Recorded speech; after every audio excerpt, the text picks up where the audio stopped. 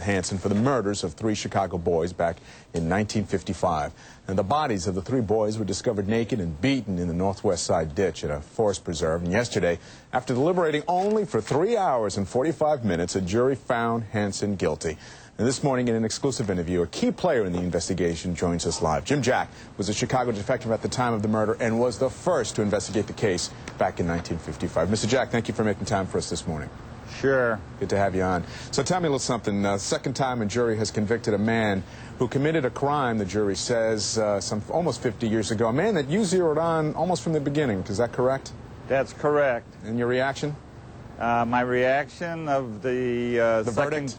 Of the verdict, I'm so pleased that I could have done somersaults outside the criminal building. You really feel as though justice has been served here. Tell me how you first zeroed in on Hanson as a suspect in this case. Well, actually, we didn't really zero in on him as a suspect from the beginning. That's 1955.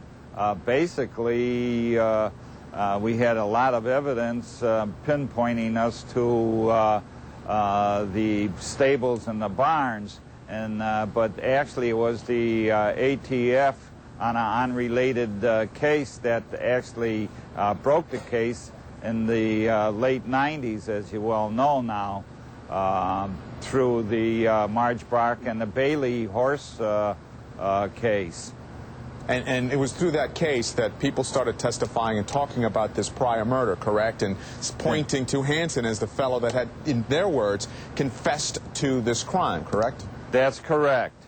Now, that became a little bit of an issue, though, didn't it? In the first trial, some people were wondering, you know, it's so far after the case had occurred, and now you're relying on testimony of someone saying they heard a confession. It's not hard evidence, as it were, the smoking gun, if you will. It made it a little harder for people to just kind of make sense out of this case. But in the first trial, a lot of this man's past was introduced, and eventually that's why the court case was appealed, correct? That's correct. They had several witnesses to come forward at that time that testified that Hanson and them had a relation. And evidently it was a little too much testimony for the defense to comprehend, and that turned the decision over.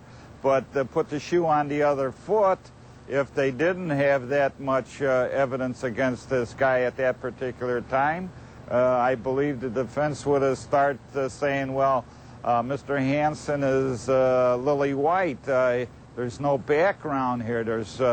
He hasn't done anything. So you can look at it two ways and judge for yourself.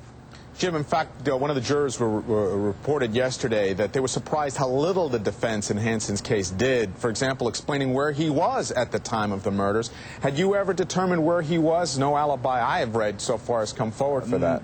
Are you referring to where Hanson was? Yes, yes. Hanson fell off of the earth after October the 16th. That was the Sunday night that I believe that he picked those boys up at Lawrence and Milwaukee.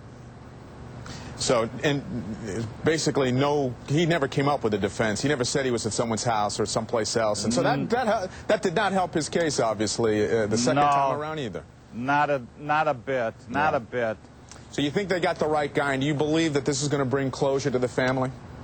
Closure to the family, correct, who's left, and closure to me, and probably a little closure to a lot of families in the entire city. And they feel now, you know, before everybody felt that there was a killer out there, and he was never caught.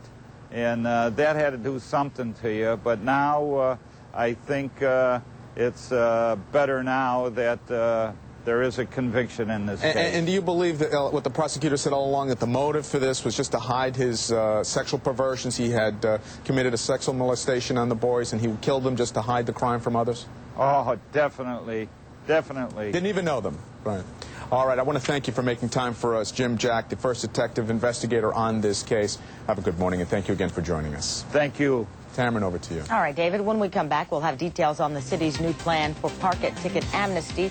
Also coming up, we're not sure what this means. 3 Chicago boys nearly 50 years ago. Tonight, Kenneth Hanson is